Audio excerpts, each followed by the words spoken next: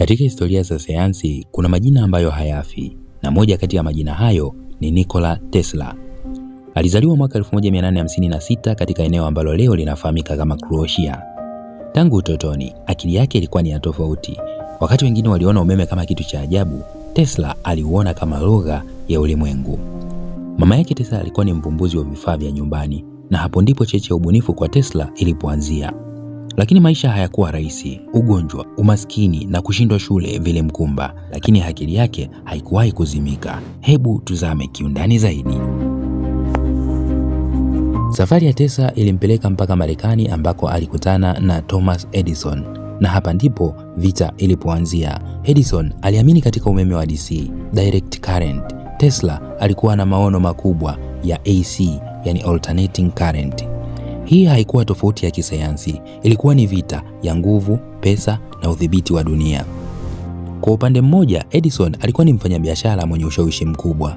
Kwa upande mwingine, Tesla alikuwa msomi mwenye ndoto ya kuipa dunia nishati huru.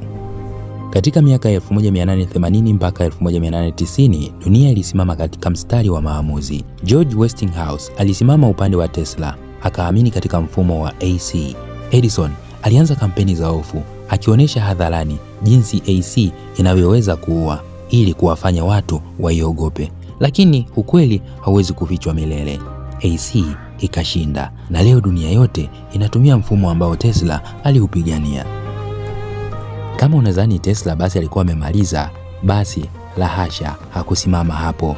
Alivumbua kweli ya Tesla, msingi wa teknolojia za leo: mawasiliano yasiyo na waya, mfumo wa kusambaza umeme bila nyaya.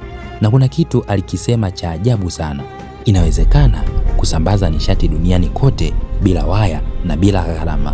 Na hapa ndipo hadithi inaanza kubadilika.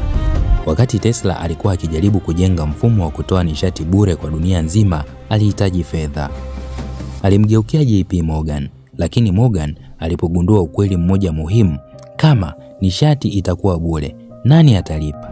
Ndoto ya Tesla ikasimamishwa, miradi ilisimama, fedha zikakatwa. Hapa ndipo swali linaanza: je, tatizo lilikuwa ni teknolojia au mfumo wa dunia?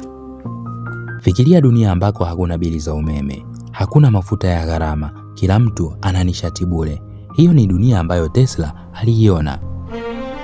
Lakini pia ni dunia ambayo serikali haziwezi kudhibiti watu kupitia rasilimali. Makampuni makubwa yanaweza kupoteza nguvu, mataifa yanapoteza sababu za vita. Hivyo basi, nishati si tu sayansi, ni nguvu ya kisasa, ni silaha ya uchumi na ni njia ya udhibiti. Ndio maana wengine wanaamini kuwa vita ya nishati si kuhusu umeme, ni kuhusu nani anatawala dunia.